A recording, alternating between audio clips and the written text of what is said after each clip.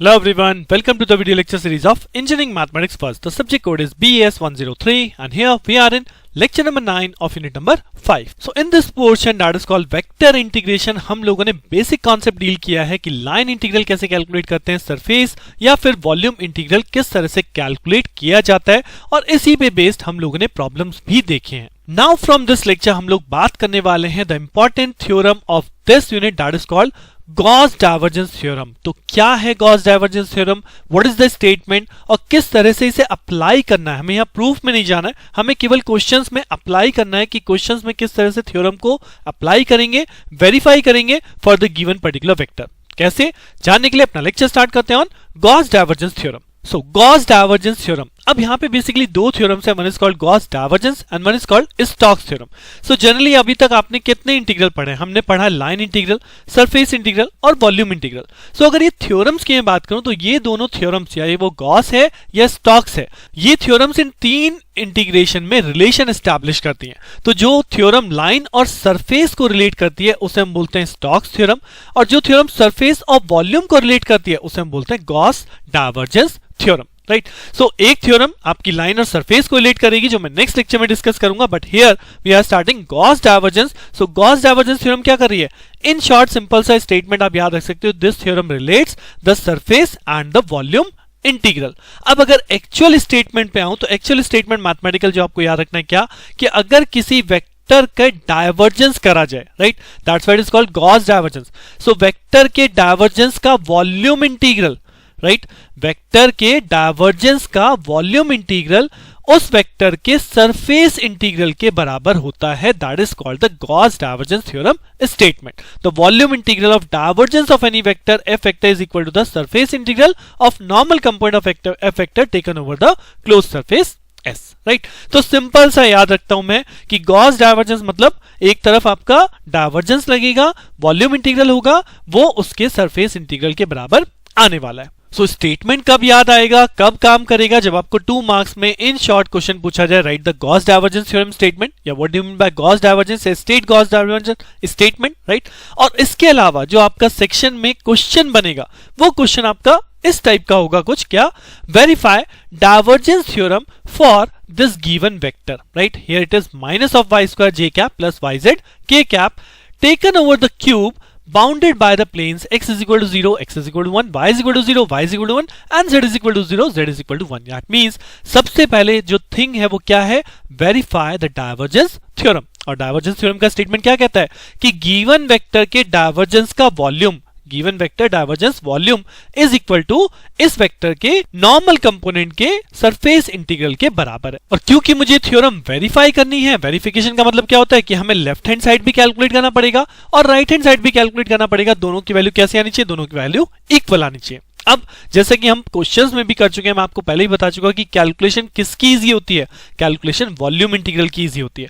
तो यहां पे अपने आंसर को वेरीफाई करने के लिए वी विल फर्स्ट कैलकुलेट, और यू कैन से कि आंसर हमें पता चल जाएगा by this volume integral, but उसी आंसर को सरफेस इंटीग्रेशन करके वेरीफाई करना है. राइट, सो वॉल्यूम इंटीग्रल करने के लिए सबसे पहले क्या करना पड़ेगा, यानी लेफ्ट हैंड साइड को कैलकुलेट करना, तो मुझे डेल डॉट एफ चाहिए, यानी डाइवर्जेंस ऑफ एफ वेक्टर. और डाइवर्जेंस कैसे होता था? डाइवर्जेंस का फॉर्मूला होता है del F x over del x plus del F y over del y plus del F z over del z. यानी कि ith जो कंपोनेंट है उसे x के रेस्पेक्ट में डिफरेंशिएट कर लीजिए तो ये बचेगा 4 ऑफ z. जब हम jth कंपोनेंट को y के रेस्पेक्ट में डिफरेंशिएट करेंगे तो ये बचेगा माइनस ऑफ 2y, और kth कंपोनेंट को z के रेस्पेक्ट में करेंगे तो z के रेस्पेक्ट में यहां पे करेंगे yz, तो यहां पे बचेगा प्लस ऑफ y. यानी कि इसे सॉल्व करेंगे what we get divergence of F vector is equal to 4z minus of y. यानी सबसे पहले स्टेप, क्योंकि मुझे वॉल्यूम इंटीग्रल कैलकुलेट करना है, तो सबसे पहले मुझे डाइवर्जेंस लेना पड़ेगा. So I have calculated the divergence. अब इस डाइवर्जेंस को लेफ्ट हैंड साइड के अकॉर्डिंग अगर लिखें, डाइवर्जेंस ऑफ एफ वेक्टर और जिसका वॉल्यूम इंटीग्रल कैलकुलेट करेंगे तो वॉल्यूम में किस किस की लिमिट लगेगी? Ultimately divergence of F vector, इसकी वैल्यू मुझे पता है 4z minus y, so I will put 4z minus y. dv की जगह क्या होता है? dx dy dz, तो I have put dx dy dz. Now the three limits are for x, y and z. So आप देख सकते हो क्वेश्चन में कि तीनों की लिमिट गिवन है, x भी 0 से 1 तक वेरी कर रहा है, y भी 0 से 1 तक वेरी कर रहा है और z भी 0 से 1 तक वेरी कर रहा है. That's why I have put up the limit x is equal to 0, y is equal to 0 to 1 and z is equal to 0 to 1. The function that is divergence of f vector, so 4z minus y dx dy dz, जिसको further integrate करके आप last solution पहुंच सकते हो। कैसे? इसे z के respect में करेंगे तो ये हो जाएगा 4z² 2 माइनस ऑफ yz, जिस पे लिमिट लगानी है z की 0 to 1। तो जब z के रेस्पेक्ट में करेंगे तो ये वाली वैल्यू हो जाएगी, यहाँ पे क्या बच जाएगा dx और dy, जिसकी लिमिट 0 to 1 और x की लिमिट भी 0 to 1। इसमें z की वैल्यू लगा लीजिए, तो z की वैल्यू लगाएंगे तो एक पार्ट हो जाएगा 2 और यहाँ पे z की वैल्यू लगाएंगे तो हो जाएगा 2 minus y of dx dy। अब इसे किसके रेस्पेक्ट में इंटीग्रेट कर लें? अब इसे y के रेस्पेक्ट में इंटीग्रेट कर लेते हैं। तो जब y के रेस्पेक्ट में इंटीग्रेट करेंगे बनेगा 2y माइनस y² 2, जिस पे लिमिट लगानी है 0 to 1 और फिर ये फाइनली x के रेस्पेक्ट में इंटीग्रेट होगा। तो जैसे y के रेस्पेक्ट में करेंगे तो यहाँ पे बचेगा आपका 2 माइनस 1/2। सो 2 माइनस 1/2 आपका कितना हो गया?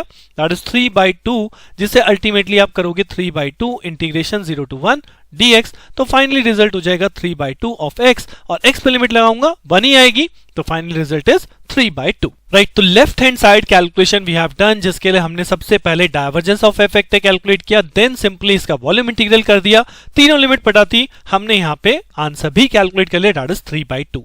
अब बचता है एज पर द क्वेश्चन, क्योंकि मुझे वेरीफाई करनी है divergence theorem, so we have calculated only this part and this is 3/2।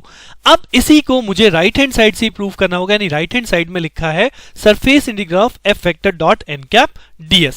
अब अगर आपको याद हो सरफेस इंटीग्रल, तो हमने इस सरफेस इंटीग्रल कैलकुलेट करने के लिए कुछ फॉर्मूला बनाया था, वो क्या था? F vector dot N cap, और इसके बाद ds का फॉर्मूला मैंने डायरेक्टली वहां पे लिखा था dx dy divide by mod of N cap dot K cap. अब बेसिकली वहां पे जो हमने क्वेश्चन किए थे वो सारे के सारे xy प्लेन में थे, तो जब आप xy प्लेन में है तो आपके लिए परपेंडिकुलर वेक्टर यानी नॉर्मल वेक्टर कौन होगा? वो होगा k cap. So ultimately that's why here we have written k cap. But यहां पे अगर आप क्वेश्चन देखोगे तो यहां पे कहता है taken over the cube bounded by the planes, यानी यहां पे जो सरफेस है, ये सरफेस अगर मुझे कैलकुलेट करना है तो I have to consider cube, और क्यूब के अंदर different 6 faces are there. So हम पर्टिकुलर फेज के लिए जब कैलकुलेट करेंगे, सो पर्टिकुलर फेज में केवल 2 ही वेरिएबल वेरी कर सकते हैं। क्या? अगर मैं इस फर्स्ट फेज की बात करूं जो सामने आपको मैं हाईलाइट कर रहा हूं, सो ये एक x पर्टिकुलर वैल्यू पे, किस पे? x इज इक्वल टू 1 पे, यानी इस पूरे के पूरे फेज पे x कांस्टेंट है। x क्या है? 1 है।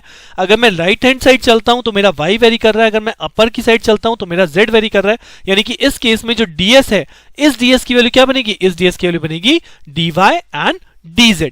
एंड अकॉर्डिंग टू दिस, इस सरफेस के नॉर्मल भी एक वेक्टर लेना पड़ेगा। वो नॉर्मल वेक्टर कौन होगा? यानी इस सरफेस पे नॉर्मल कौन जा रहा है?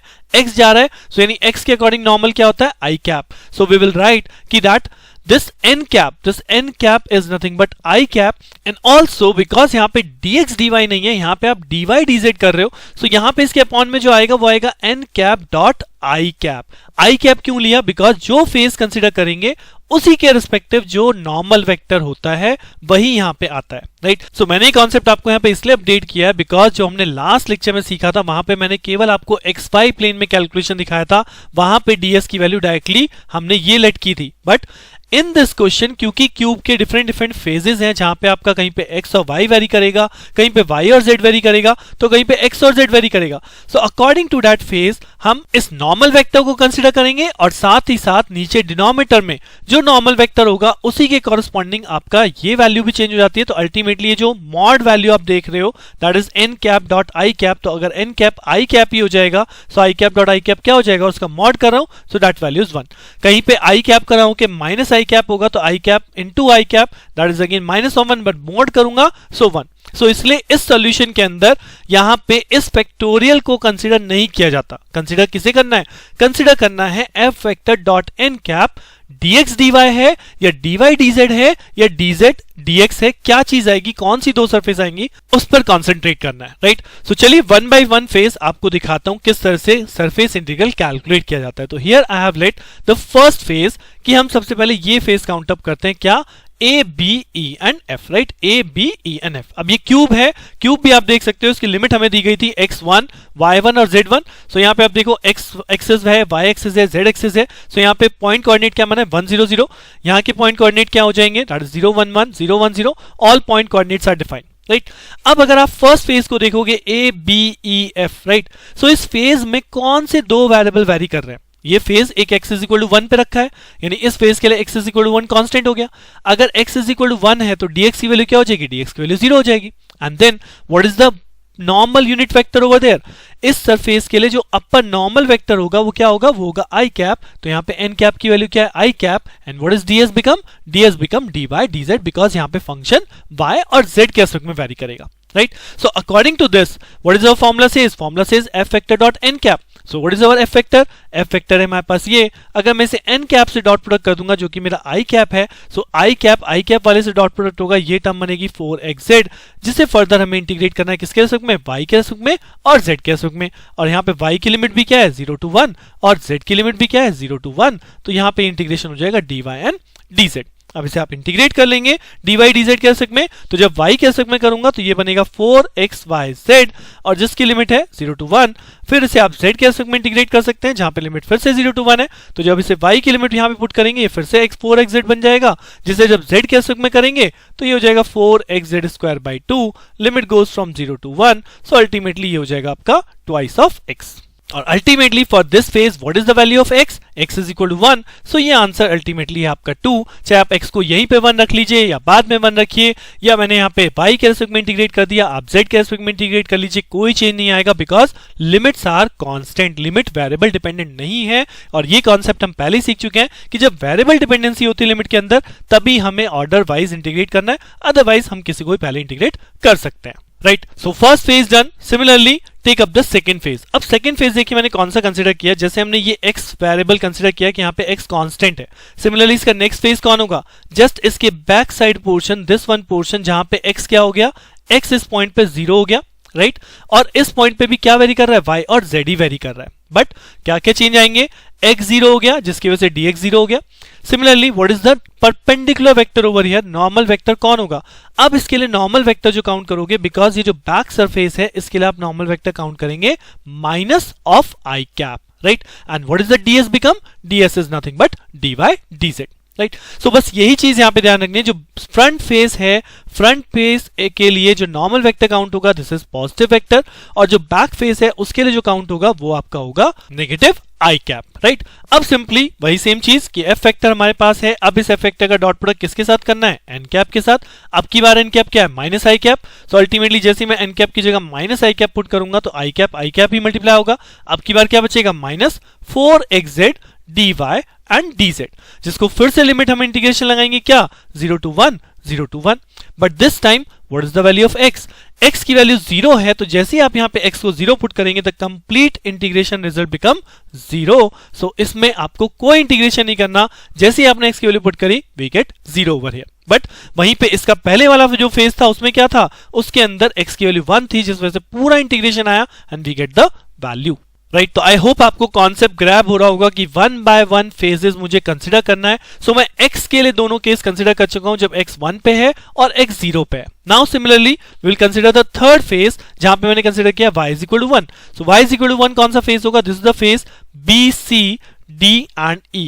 This is the y is equal to 1 phase जो यहां पे रखा है, और इसके लिए नॉर्मल वेक्टर कौन है, this is the normal vector जो कि क्या कहलाएगा, j cap. So here n vector is called j cap. और अब इस सरफेस पे कौन से दो वेरिएबल वेरी कर रहे हैं, यहां पे वेरी कर रहा है आपका x as well as z, तो यहां पे ds की वैल्यू लेंगे dx and dz, right? So the concept is कि आपको अकॉर्डिंग टू द फेज यहां पे वैल्यूज सिलेक्ट करनी है, और क्योंकि y 1 है तो dy क्या हो गया, 0। Now the same thing f vector ये हो गया, इसको n कैप के साथ यानी j कैप के साथ डॉट प्रोडक्ट करूंगा तो क्या बचने वाला है, अब क्या बचने वाला है, minus of y square, right? अब इस माइनस y स्क्वायर को डबल इंटीग्रेशन करना है किसके रेस्पेक्ट में, x के रेस्पेक्ट में और z के रेस्पेक्ट में। अब y क्या है, अल्टीमेटली y 1 है, सो जैसे ही आप यहाँ y 1 पुट करेंगे तो माइनस आपका एक तरह से बाहर चला गया, लिमिट इंटीग्रेशन क्या है, 0 to 1 dx, limit integration 0 to 1 dz, जिसको आप इंटीग्रेट करेंगे तो dx का क्या हो जाएगा, x, लिमिट की वजह से वैल्यू 1, dz का भी क्या हो जाएगा, z, लिमिट की वजह से वैल्यू 1, सो अल्टीमेटली आंसर आने वाला है -1। सिमिलरली y का ही अपोजिट फेज ले लेते हैं, क्या, this is the phase OGFNA, right? अब इस फेज में सेम थिंग है कि x वेरी करेगा और z वेरी करेगा, और y कहां पहुंच गया, y 0 पे पहुंच गया, तो dy क्या हो गया, 0। और इसके लिए नॉर्मल वेक्टर कौन होगा, नॉर्मल वेक्टर कंसीडर होगा माइनस ऑफ j कैप, और ds that is the same dx and dz। तो सेम वही काम f वेक्टर गिवन है, f वेक्टर का डॉट प्रोडक्ट किसके साथ करूंगा, माइनस ऑफ j कैप के साथ। तो अब की बार डॉट प्रोडक्ट करने के बाद वैल्यू क्या बचेगी, y स्क्वायर। सो y स्क्वायर को मुझे डबल इंटीग्रेट करना है, 0 to 1, 0 to 1 dx and dz, but क्योंकि y 0 है सो अल्टीमेटली वैल्यू क्या बनेगी, वैल्यू बनेगी 0. So we have done the 4 surfaces. Similarly calculate the fifth one.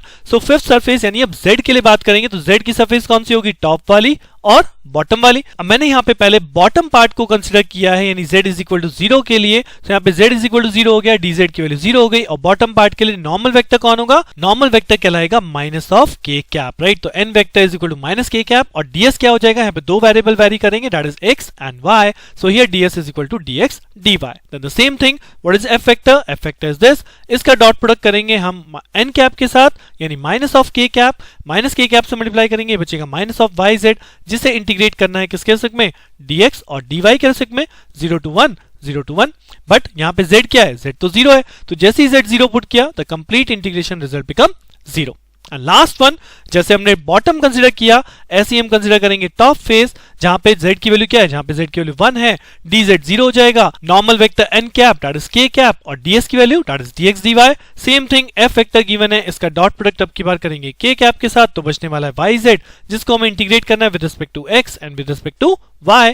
x की लिमिट 0 to 1, y की लिमिट 0 to 1, z की वैल्यू क्या है 1, तो अल्टीमेटली z को भी खत्म कर देते हैं यहां से, तो बचा क्या y.